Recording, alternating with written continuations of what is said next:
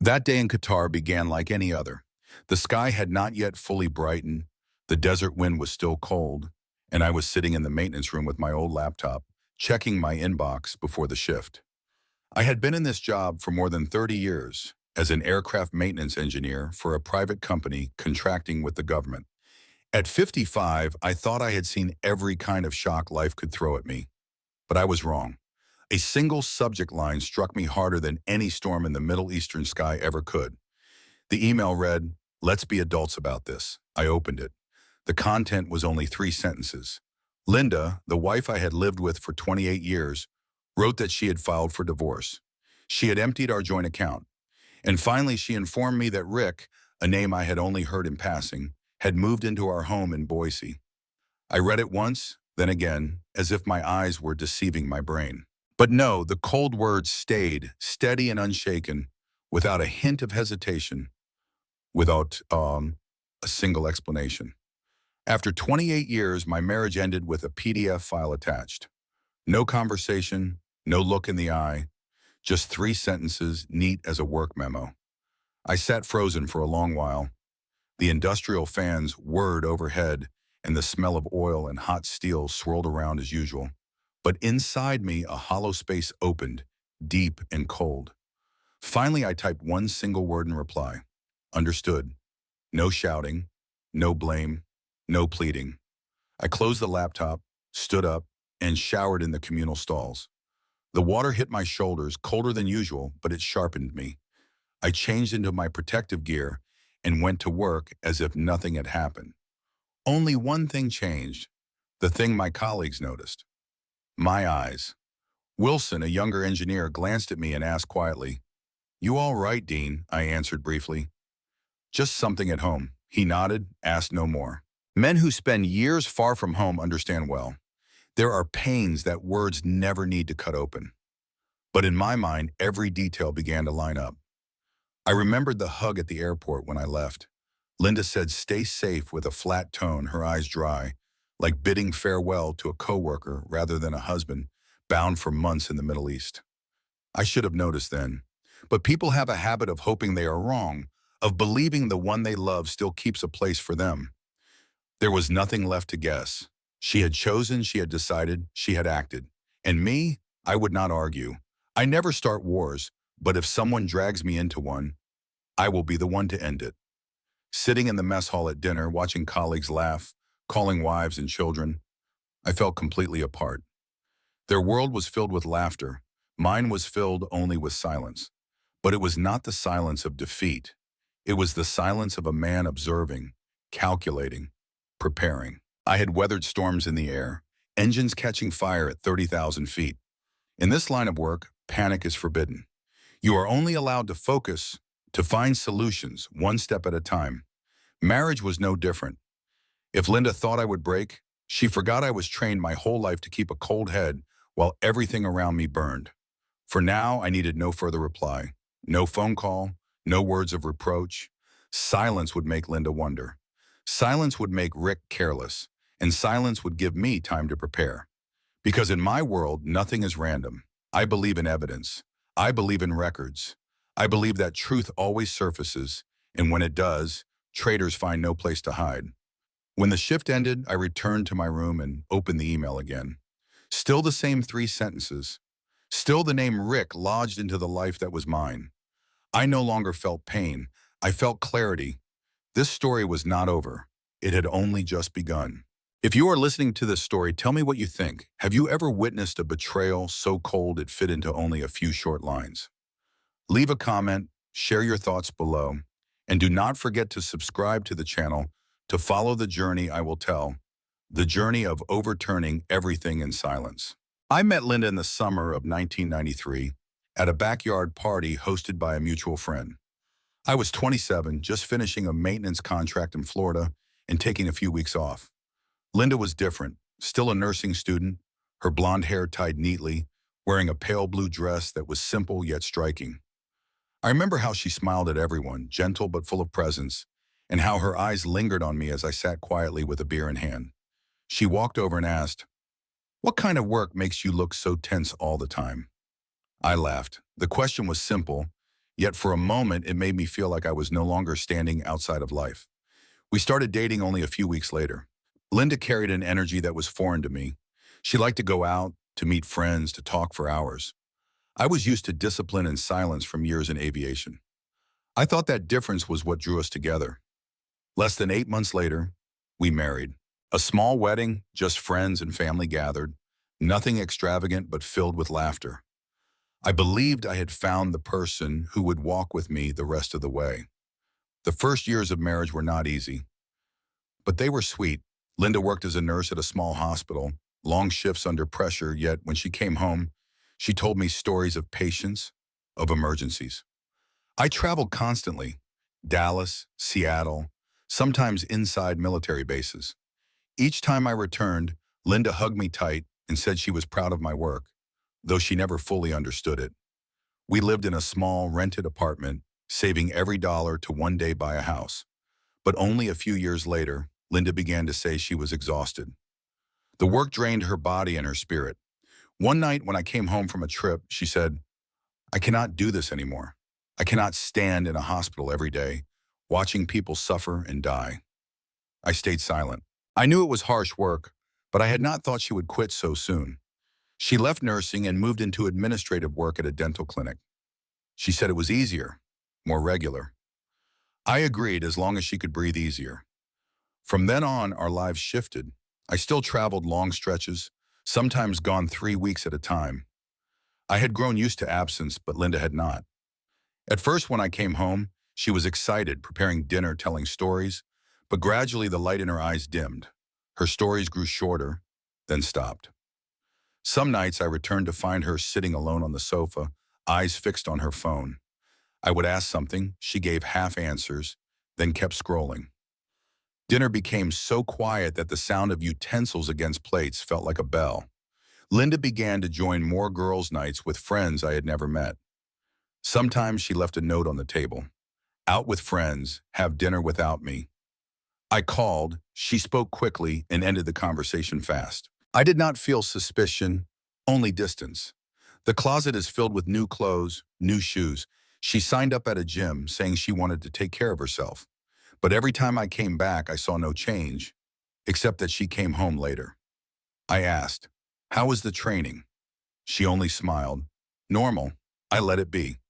There were evenings when we sat in front of the television, but her eyes were not there. I saw clearly that the woman I had married was already in another world. I suggested, "Maybe we could take a short trip, just the two of us." Linda shook her head. "I am busy. Maybe later." That later never arrived. Once, when I mentioned signing another contract trip, Linda snapped, "Do you plan to spend your whole life on airplanes?" And me, "Am I only a shadow in this house?" I froze. I understood her exhaustion, but I did not know how to fill the space. I believed that once I retired, everything would be fine, that we would have time. I held on to that vision like a vague promise. But time did not wait. Linda slowly disappeared from my life, even while she was still physically there. She no longer asked where I went, what I did. The simplest questions vanished. I came home after long trips, and she might not be there, only a short note left behind. I ate alone at the table, convincing myself this was a phase.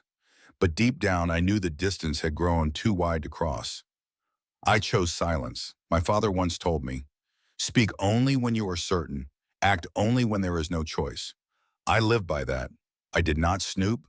I did not check her phone. I did not interrogate. I simply watched, remembered, and accepted. But deep inside, I knew Linda had left this marriage long ago. I clung to the thought that if I stopped moving, maybe we could repair. I did not know that while I was planning for retirement, Linda was planning a different life. I did not know she would end it with such cruelty. 3 cold sentences in an email sent while I was half a world away. Looking back, I see now our marriage did not collapse in one moment. It had been cracking for years, the silences, the absences, the nights alone. I thought I had time. The truth was, Linda had run out of patience long before I realized. Before flying to Qatar, I carried a strange feeling in my chest, like the faint whine inside an engine that only the ear of a seasoned engineer can detect among hundreds of other sounds. It was not a noise that posed immediate danger, but a signal that something was slowly slipping off course. Marriage was no different. I had no concrete proof that Linda had betrayed me, yet every gesture, every glance, every silence between us told me that things were no longer safe. I was not a suspicious man. I did not check her phone. I did not follow her. I did not interrogate her. That was never my nature. But in my profession, preparation is survival. A good engineer not only knows how to repair when the engine fails, but anticipates the worst and creates backup plans. I applied that principle to my marriage, though it hurt to admit it. I rented a small storage unit on the outskirts of Boise right before the long trip. It was tucked away behind an old parking lot, a place no one paid attention to. Inside, I stored everything irreplaceable. My birth certificate, our marriage certificate, the deed to the house, the VA loan documents in my name, my father's wristwatch that he left me before he died, and my mother's old jewelry box with a few small keepsakes. I locked it with my own hands, turned the key twice, and slipped it into my coat pocket. Standing in that dusty unit, I thought to myself, if one day I lose everything, at least these will still be here, untouched. I did not stop there. I opened a personal account at another bank, not much, only 20% of my salary each month, quietly transferred from the main income. The sum was not enough for Linda to notice, but it was enough so that I would not fall empty-handed if the day came. Outsiders might call me paranoid, but to me, it was preparation. I did not know why, only that my gut insisted. I also logged back into the home security cameras. I dug up the old password, updated it so only I had access. Linda once said the cameras made her feel watched, but I kept the practical reason. Safety, an empty house for weeks at a time, was an open target for thieves, but deep inside I knew I wanted something else. A second pair of eyes to witness what might unfold when I was gone. I remember clearly the day I left Boise. Linda drove me to the airport, hugged me half-heartedly. Her eyes were dry, without a single tear, not like a wife sending her husband off to the desert in distance, but like a colleague saying goodbye. She said, "Stay safe, Dean." Her tone was flat, professional, not a whisper of worry. I felt the coldness, yet I still held on to a thin hope that maybe I was imagining too much. The first weeks in Qatar, I buried myself in work, checking engines, filing reports, and repairing by the book. But at night, when the others called and home, I opened my laptop, stared at the camera login. I saw the house silent, lights out, shadows filling the rooms. Sometimes Linda appeared, rushing to grab her keys, then vanishing. Sometimes she returned late, her steps heavy, like someone coming from a place that was not home. I heard no sound, only saw the images, but they were enough to plant unease. I did not ask, I did not call to press her. I still phoned, still asked about her health, talked as usual. Her answers were short. Fine, nothing special. I accepted, because I knew if I pushed, I would only meet resistance or lies. I refused to make myself a beggar inside my own house. I told myself, I never start wars, but I will always be the one to end them. That has been my rule for life. I do not chase the truth, but I prepare so that when truth arrives, I will still stand. In spare hours in Qatar, I wrote in a notebook the things I needed to do if the worst happened. Review the mortgage papers, check the insurance contracts, and look over the retirement accounts. I even wrote down the number of Charles, an old friend from high school, now a lawyer in Boise. I knew that if everything collapsed, he would be the first I would call. I no longer felt marriage was a shelter.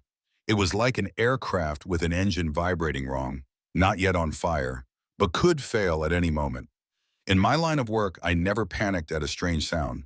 I stayed silent, focused, prepared step by step, so that when the failure came, I would know how to respond. With Linda, I did the same.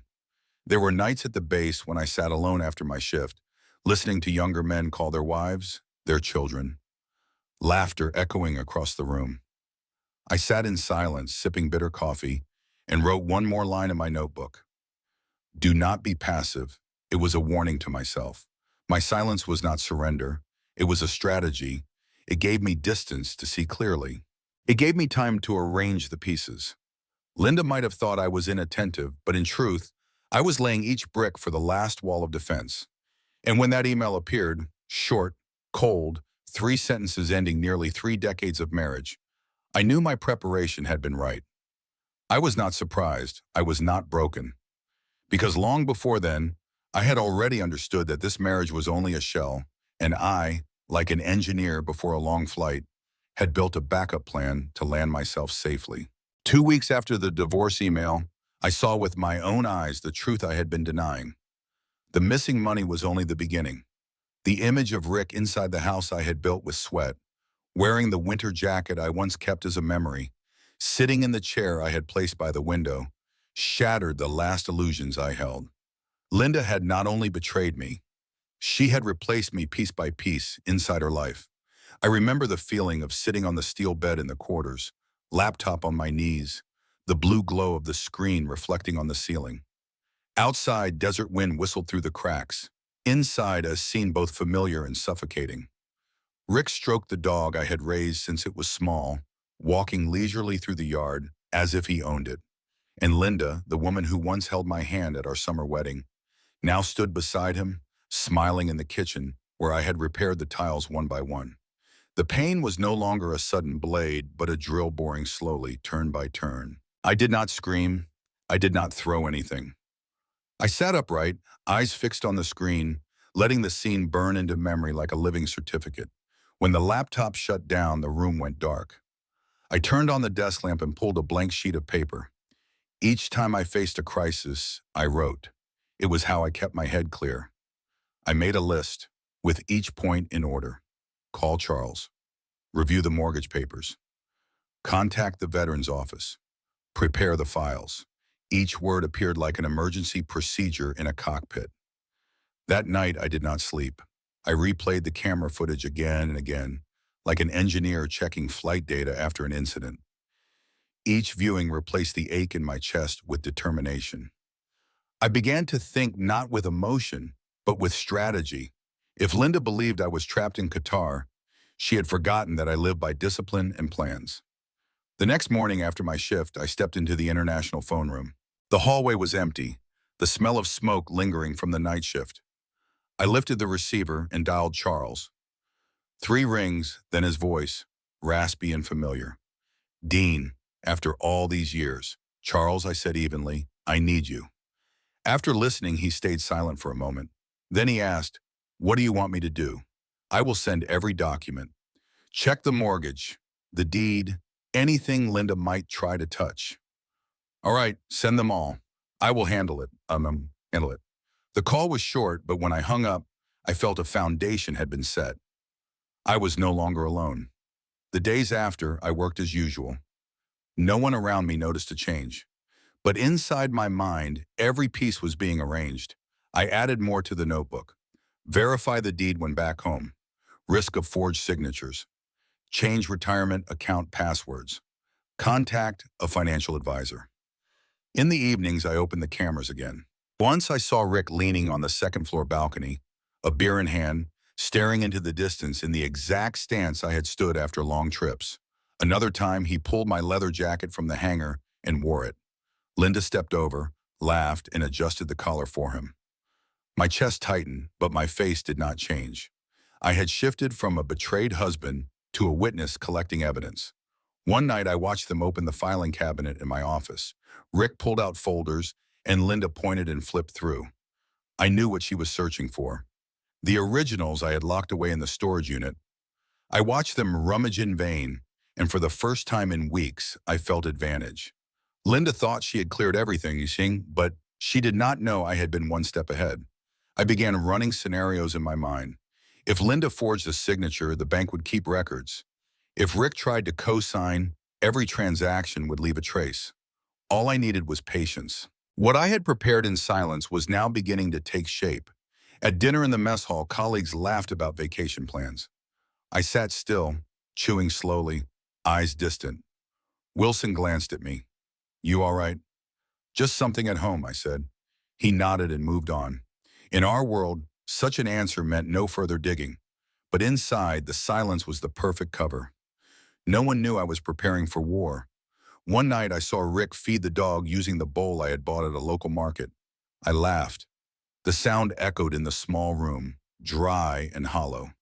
It was not joy, it was confirmation.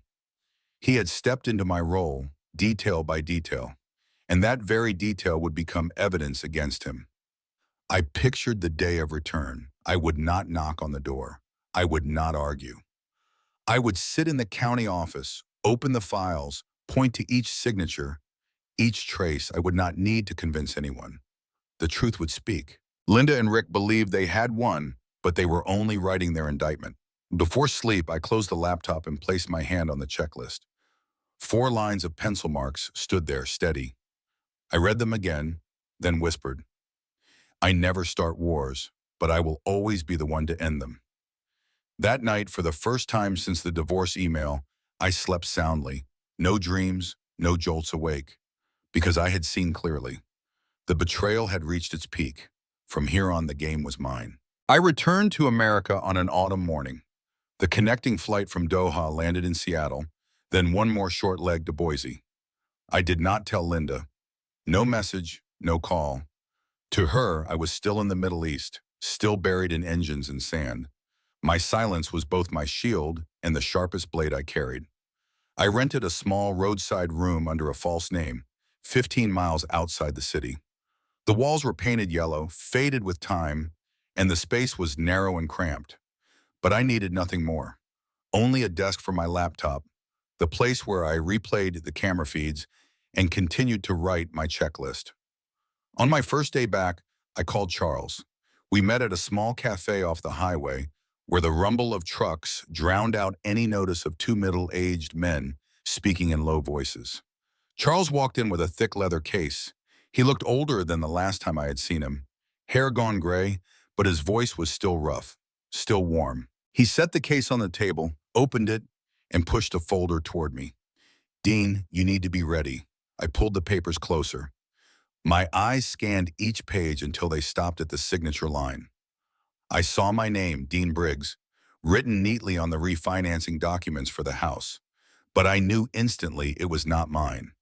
The strokes were stiff, missing the familiar curl on the letter G. Even the middle name was misspelled. "Linda filed this 3 months ago," Charles said evenly. "She pulled more than $400,000 out of the house. The co-owner listed as Rick Jameson." I froze. $400,000, nearly the full value of the house and decades of work. My hand tightened, but my voice stayed calm, so she forged my signature. "No doubt," Charles nodded. I compared it to the originals from the VA loan. The bank either missed it or chose to look away. I drew a deep breath, then closed the file. We will follow the procedure.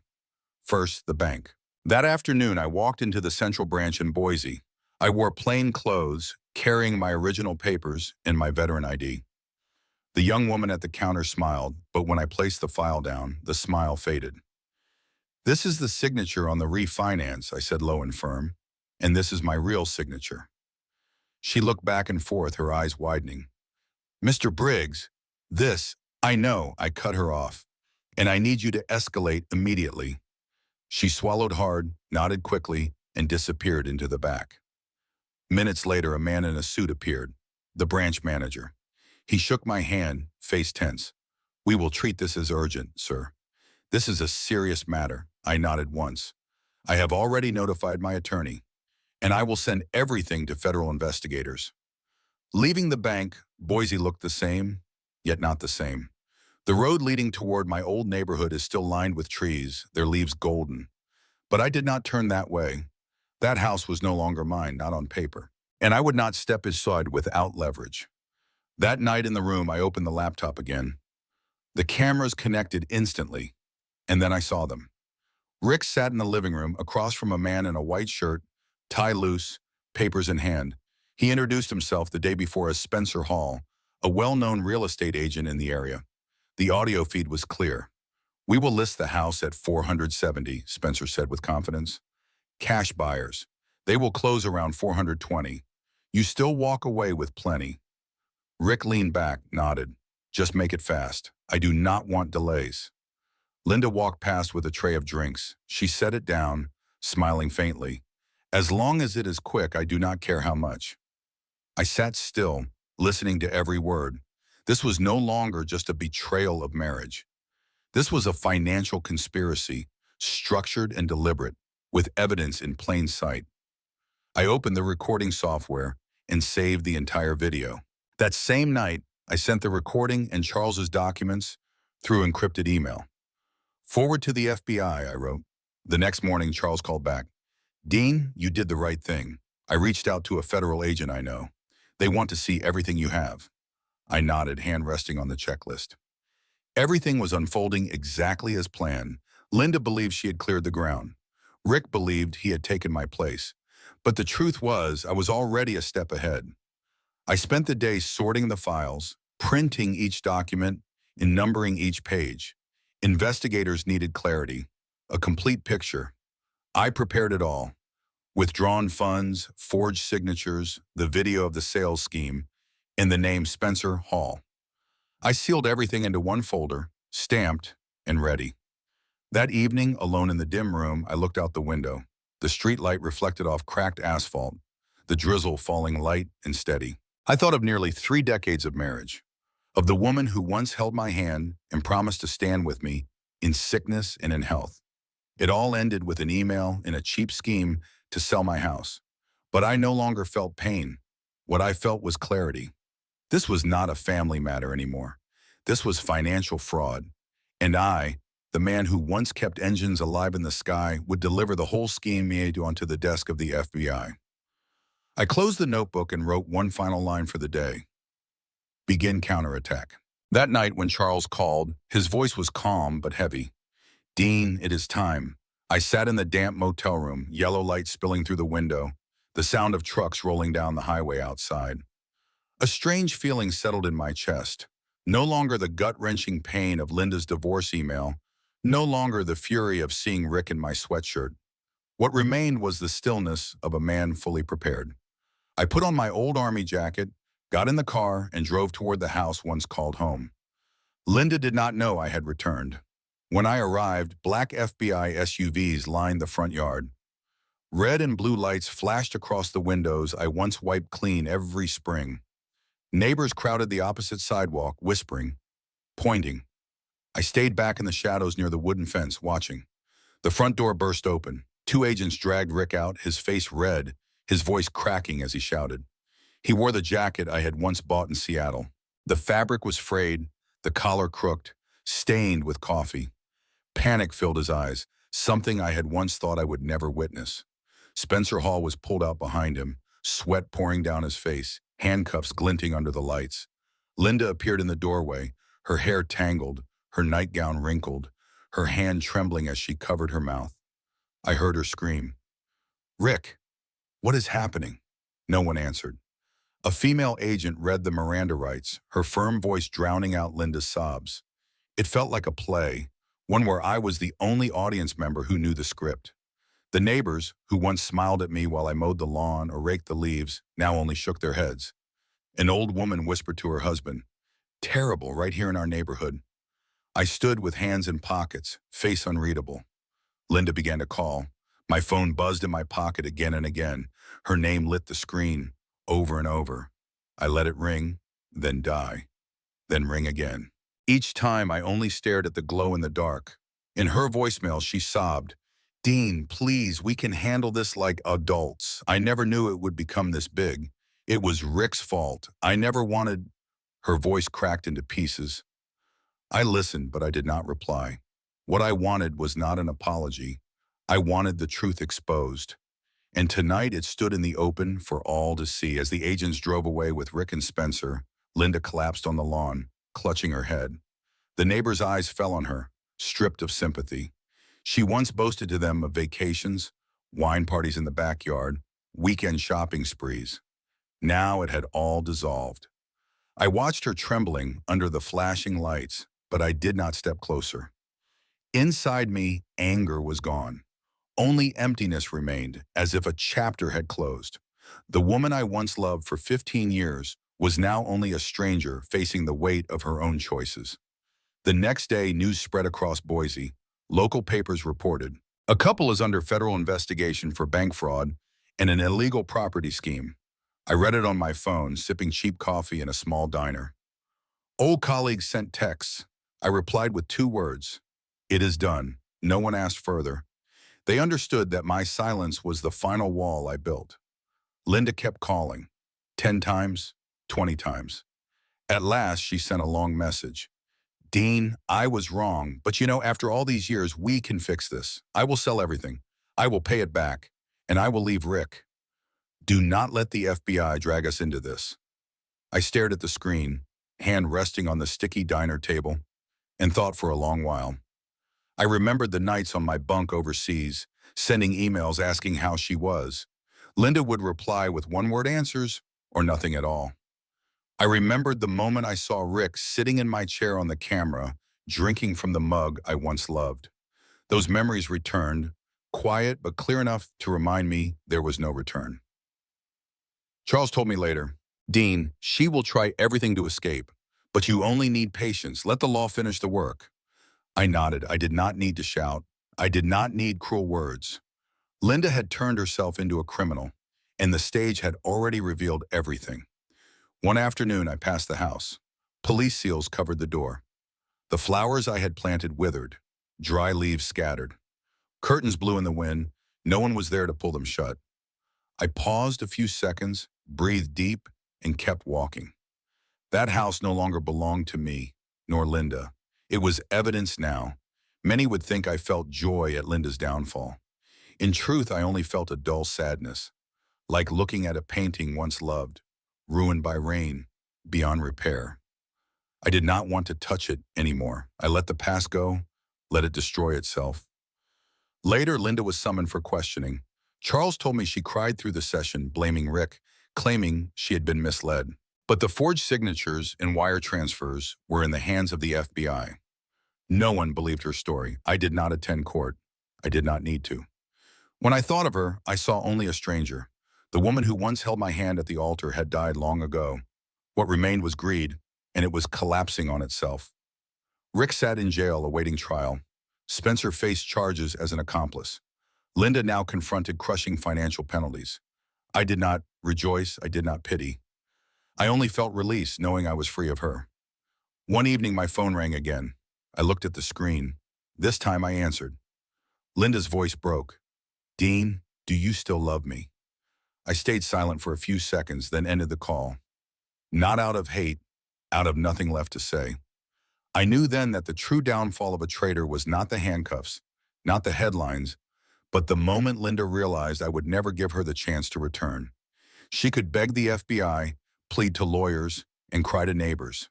But to me, silence was the final verdict. I sat in the motel room, the yellow lamplight falling on my notebook. I wrote a single line. Forgiveness is not a return. Forgiveness is only letting go of the weight. Then I closed the notebook, set it aside, and finished the cold coffee. Outside the window, the Boise night was quiet in a way I had not known for years. I began again on a small piece of land in Montana, where the sky seemed wider than anywhere I had ever stood. After the legal battles were finished, I did not return to Boise. I did not want to live in a house filled with rotting memories, where Linda had planted betrayal and schemes. I sold it, closed the last door of that chapter, then drove hundreds of miles north until I found a modest farm. 10 acres, a clear stream running through it, and a 2-bedroom cabin resting quietly under the shadow of pines. It was not grand, but it was mine, untouched by anyone else's stain. In the first days, I spent hours in silence. I built a small wood shop beside the cabin, the air filled with pine shavings and the sharp scent of sawdust. I began repairing old chairs and tables for neighbors, asking for nothing in return, only to keep my hands busy. Soon people started leaving a few bills for me, and I accepted. I did not need much. What mattered was knowing I was still useful, that I could build again instead of only watching things collapse. I adopted a black shepherd dog and named him Ranger. He followed me everywhere, lay at my feet while I worked the wood, or ran along the stream, chasing the sunlight. At night, he rested by the door, ears sharp, as if he understood that I had once lost my sense of safety and would never allow anyone to take it again. Ranger gave me what people had taken away: loyalty without condition. Montana mornings were cold and pure. I woke early, boiled coffee, and sat on the porch watching fog drift off the fields. No arguments, no hidden calls, only the sound of water moving in the stream and wood cracking in the stove. I began learning how to live slowly, even smiling at the thought that perhaps I had never truly known peace until now. One day a letter arrived. It was from a woman in the Navy, Boysim, a name I had never heard before. She wrote that because of the evidence I gave the FBI, her family had been able to keep their home after nearly falling to the same fraud. She said there were dozens of families saved from Spencer Hall and his partners. I read the letter again and again. Something eased in my chest. For the first time in years, I did not feel like a victim. I had stopped a chain of betrayal, not just for myself. That night, I went into the workshop, cut a board of pine, carved words into it, and hung it on the wall. Strength lies in preparation and silence. It was a reminder to myself. No need for fire, no need for noise, only patience. The truth would always turn in time. Week by week, I met more neighbors. Harris, the old man next door, sometimes brought apple cider. Mrs. Miller, a widow living a few miles away, asked me to build her a bookshelf. When I delivered it polished and shining, her eyes filled with tears. She said no one had done anything kind for her since her husband died. I smiled, realizing that my woodwork had become a kind of healing, not only for me, but for others. Long winter nights fell across the plains. Snow covered the fields in white silence. I sat by the fire with a book, Ranger curled at my feet. I did not think of Linda much anymore. Sometimes her hesitant apologies still arrived in messages. I never answered. Forgiveness did not mean return, and I would not let myself forget how much I had lost because of trust misplaced. Each time I held the Navy woman's letter, I remembered that my silence had saved others. I felt no regret for letting Linda watch Rick being dragged away in cuffs, Spencer being hauled into a car. That was no longer marriage. That was truth revealed. A year later, I began planting rows of vegetables, raising a few hens. I felt myself becoming part of the land, each drop of sweat exchanged for peace. At times, I thought of everything life had taken from me, but then I realized the most important thing remained. I still had the chance to begin again. One evening, when the light poured through the pines, I watched Ranger running in the field, the stream whispering nearby. For the first time, I felt completely calm. Old wounds no longer ached. What replaced them was steadiness, like a wooden bridge I had just finished. Every plank smoothed, fitted, ready to endure the hardest winter. I knew I would never return to the man who believed in empty promises, but I also knew I was no longer broken. I was a survivor, someone who chose to rebuild with silence, with work, with faith that the truth is never lost. And in the small cabin in Montana, I learned something simple. No one could ever take my peace again unless I allowed it. 1 year later, autumn in Montana blazed with gold. The forest along the mountain ridge glowed, each maple leaf drifting down across the dirt road leading into my farm. The air was sharp and clean, cold enough that chimney smoke rose and thinned into the evening sky. I was in the workshop, my hands moving steadily across a plank of oak, each stroke of the plane smooth as breath. That was when I heard a car stop outside. Through the window, I saw Linda. She stepped out of an old car, her posture heavy, as if she carried the weight of every mistake on her shoulders. The elegant clothes were gone, now only a thin coat and worn shoes. She stood for a long moment, staring at the land, before slowly walking toward the shop door. I was not surprised. A part of me had always known this day would come. People often return to old places when they have nowhere else to go. She stopped in the doorway, eyes lowered, her voice trembling. I am sorry. I have lost everything. Can we begin again? I set the plane down on the bench and stood tall. I looked into her eyes, once familiar, now only a shadow of betrayal. I felt no rage, no hatred, only a silence that ran deep. I forgive, but forgiveness does not mean return. The words fell clear and final. Linda broke down, her shoulders shaking. She covered her face, turned back to the car. I did not follow. I did not stop her. The car door slammed, the engine roared, and soon dust rose behind her as she vanished down the road, leaving the sunset to swallow her trail. Inside the shop, only the wind moved through the cracks and the scent of fresh oak remained. I placed my hand on the polished surface of the finished table, smooth, unbroken grain as if no fracture had ever existed. I smiled faintly, realizing I had finally learned the most important truth. A person can heal, but not by going back. A house can be patched, its roof replaced, its frame rebuilt. But when the foundation of respect has collapsed, it will never stand again. People are the same. Forgiveness is for lightening the heart, for laying the past down, but never for letting betrayal return. I stepped onto the porch. The last light of day stretched across the valley. Ranger bounded to my side and lay at my feet. Far off, the stream sang like a quiet hymn, closing the day in peace. That was the real reward. Not the old house in Boise, not the money stolen, but freedom of the spirit. People ask if I regret letting things go so far. My answer is no. Without those losses, I would never have learned where to draw the line, never understood the value of silence, never known the strength of standing for myself. When a door closes, you do not always need to force it open again. Sometimes wisdom means leaving it shut forever and searching for another door, one that opens to peace instead of ruin. My story is not just mine. It belongs to anyone who has been betrayed, used, or had their sacrifice taken for granted.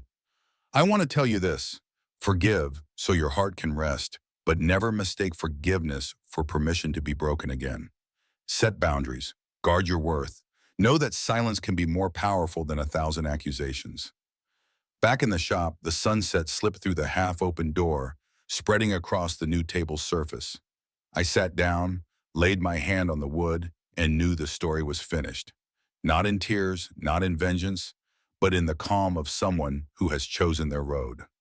The final message I want to leave with anyone hearing this: you can rebuild a house, but when the foundation of respect has crumbled, it will never stand strong again.